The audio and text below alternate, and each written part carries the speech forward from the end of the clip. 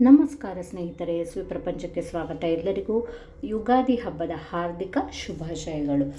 ಈ ಚಾಂದ್ರಮಾನ ಕ್ಯಾಲೆಂಡರ್ ಪ್ರಕಾರ ಈ ದಿನ ನಮ್ಮ ಹಿಂದೂಗಳಿಗೆ ಹೊಸ ವರ್ಷ ಅಂತ ಹೇಳಿ ಆಚರಿಸುವಂಥ ಯುಗಾದಿ ಇನ್ನೂ ಒಂದು ರೀತಿಯಲ್ಲಿ ಮಹತ್ವವನ್ನು ಪಡೆದಿದೆ. ಹೇಗೆ ಅಂದರೆ ಈ ದಿನದಿಂದನೇ ಲಾರ್ಡ್ ಬ್ರಹ್ಮ ತಾನು ಹೊಸ ಯೂನಿವರ್ಸನ್ನು ಕ್ರಿಯೇಟ್ ಮಾಡಲಿಕ್ಕೆ ಸ್ಟಾರ್ಟ್ ಮಾಡಿದ ದಿನ ಅಂತ ಹೇಳಿಬಿಟ್ಟು ಈ ಚೈತ್ರ ಮಾಸ ಮೊದಲನೇ ದಿನನ ಕನ್ಸಿಡರ್ ಮಾಡ್ತಾರೆ. ಯುಗದ ಆದಿ ಯುಗಾದಿ ಅಂತ ಹೇಳಿಬಿಟ್ಟು. ಸೊ ನಮಗೆ ಇದು ಒಂದು ವರ್ಷ ಆದರೆ ಬ್ರಹ್ಮನಿಗೆ ಅದು ಒಂದು ದಿನ. ಸೋಮಕಾಸುರ ಅಥವಾ ಶಂಕಾಸುರ ಅನ್ನೋ ಒಬ್ಬ ರಾಕ್ಷಸ ಬ್ರಹ್ಮನಿಂದ 4 ವೇದಗಳನ್ನು ಕದ್ಕೊಂಡು ಹೋಗಿ ಸಮುದ್ರದಲ್ಲಿ ಅದನ್ನು ಅಡಗಿಸಿಟ್ಟಿರ್ತಾನೆ. ಆಗ ವಿಷ್ಣು ಮತ್ಸ್ಯ ಅವತಾರವನ್ನು ಎತ್ತಿ ಆ ರಾಕ್ಷಸನನ್ನು ಸಂಹಾರ ಮಾಡಿ ವೇದಗಳನ್ನು ವಾಪಸ್ ತಂದು ಬ್ರಹ್ಮಂಗೆ ಕೊಟ್ಟಾಗ ಅವನು ಹೊಸದಾಗಿ ತನ್ನ ಕ್ರಿಯೇಷನನ್ನು ಸ್ಟಾರ್ಟ್ ಮಾಡ್ತಾನೆ ಅಂತ.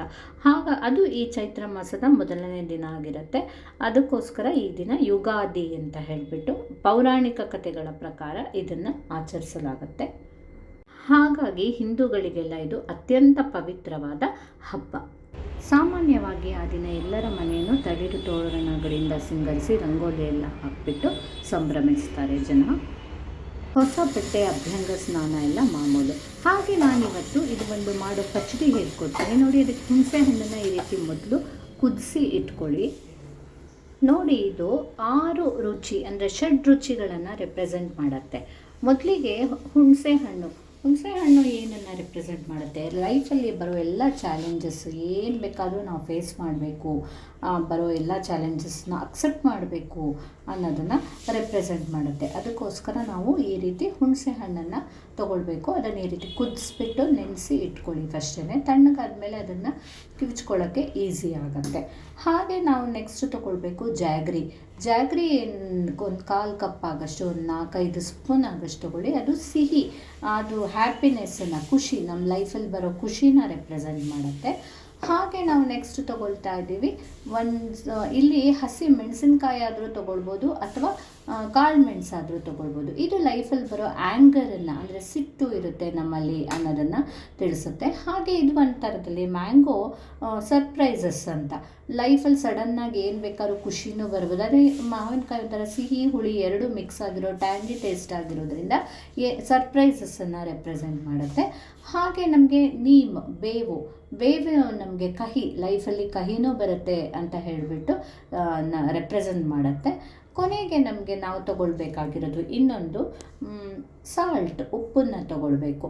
ಉಪ್ಪು ನಮಗೆ ಏನನ್ನು ತಿಳಿಸುತ್ತೆ ಅಂತಂದರೆ ಇಂಟ್ರೆಸ್ಟ್. ಲೈಫಲ್ಲಿ ಒಂಥರ ಉಪ್ಪೇ ರುಚಿ ಅಲ್ವಲ್ಲ, ಹೇಗೆ ಆಹಾರಕ್ಕೆ ರುಚಿ ಕೊಡುತ್ತೋ ಜೀವನಕ್ಕೂ ಸಹ ಹಾಗೆ ಉಪ್ಪಿದ್ರೆ ಎಲ್ಲದರಲ್ಲೂ ಒಂದು ಇಂಟ್ರೆಸ್ಟ್ ಬರುತ್ತೆ ಅಂತ ಹೇಳಿಬಿಟ್ಟು ಈ ಎಲ್ಲ ವಸ್ತುಗಳನ್ನು ಹಾಕಿಬಿಟ್ಟು ನಾವು ಒಂದು ಪಚಡಿನ ತಯಾರು ಮಾಡೋಣ. ಇದು ಯೂಶ್ವಲಿ ಸ್ವಲ್ಪ ಜಾಸ್ತಿ ಆಂಧ್ರದಲ್ಲಿ ಮಾಡ್ತಾರೆ. ನಾವೆಲ್ಲ ಬರೀ ಬೆಲ್ಲ, ಇಷ್ಟು ದಿನಗಳಲ್ಲಿ ನಾವು ಮಾಡ್ತಾ ಇದ್ದಿದ್ದು ಬರೀ ಬೇವು ಬೆಲ್ಲ ಅಂತ ಹೇಳಿಬಿಟ್ಟು.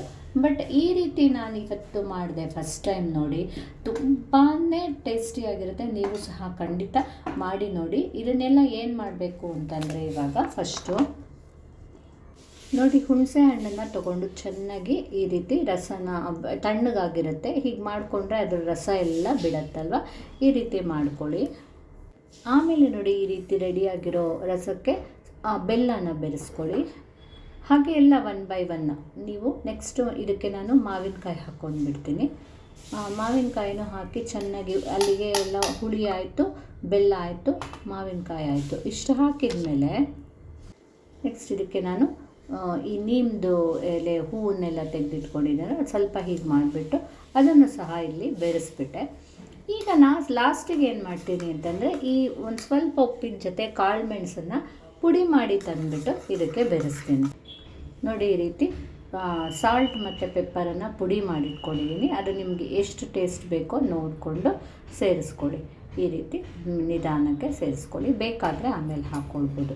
ಇದಿಷ್ಟು ಹಾಕಿ ಚೆನ್ನಾಗಿ ಮಿಕ್ಸ್ ಕೊಟ್ಟರೆ ನಮ್ಮ ಯುಗಾದಿ ಪಚಡಿ ರೆಡಿಯಾಗಿದೆ. ತಿನ್ನೋಕ್ಕಂತೂ ಸೂಪರ್ ಟೇಸ್ಟಿಯಾಗಿತ್ತು. ನಂಗೆ ತುಂಬ ಇಷ್ಟ ಆಯಿತು. ನೀವು ಸಹ ಖಂಡಿತ ಇದನ್ನ ಟ್ರೈ ಮಾಡಿ ನೋಡಿ, ನಿಮಗೂ ಸಹ ತುಂಬಾ ಇಷ್ಟ ಆಗುತ್ತೆ. ನೋಡಿ ಈ ರೀತಿ. ಆಮೇಲೆ ನಾನು ಅದನ್ನೆಲ್ಲ ಹೀಗೆ ಡೆಕೋರೇಟ್ ಮಾಡಿ ಪೂಜೆಗೆ ಇಟ್ಕೊಂಡೆ. ಸೊ ಒಟ್ಟಿನಲ್ಲಿ ಯುಗಾದಿ ಹಬ್ಬ ನಮಗೆ ತುಂಬಾ ಲೈಫಲ್ಲಿ ಖುಷಿ ಕೊಡುತ್ತೆ. ಹಾಗೆ ಅವತ್ತಿನ ದಿನ ಪಂಚಾಂಗ ಶ್ರವಣ ಎಲ್ಲ ಇರುತ್ತೆ. ಎಲ್ಡರ್ಸ್ ಯಾರಿದ್ದರೆ ಮನೆಯಲ್ಲಿ ಅವರು ಪಂಚಾಂಗನ ಓದ್ತಾರೆ. ಇದು ಒಟ್ಟಿನಲ್ಲಿ ಪಾಸಿಟಿವಿಟಿಯನ್ನು ತರುವಂಥ ಒಂದು ಹಬ್ಬ ಅಂತಲೇ ಹೇಳ್ಬೋದು. ಸೊ ಎಲ್ಲರಿಗೂ ಯುಗಾದಿ ಹಬ್ಬಕ್ಕೆ ಹೊಸ ಭರವಸೆ, ಹೊಸ ವಿಷಯ ಎಲ್ಲನದ್ರಲ್ಲೂ ಖುಷಿಯಾಗಲಿ, ಸಂತೋಷ ಸಿಗಲಿ. ಹಾಗೆ ಎಲ್ಲರಲ್ಲೂ ಹೊಸ ಆಸೆ ಮೂಡಲಿ, ಆರಂಭ ಸಿಗಲಿ ಅಂತ ಹೇಳ್ಬಿಟ್ಟು ನಾನು ಸಹ ದೇವರಲ್ಲಿ ಕೇಳ್ಕೊಳ್ತೀನಿ. ಹ್ಯಾಪಿ ಯುಗಾದಿ.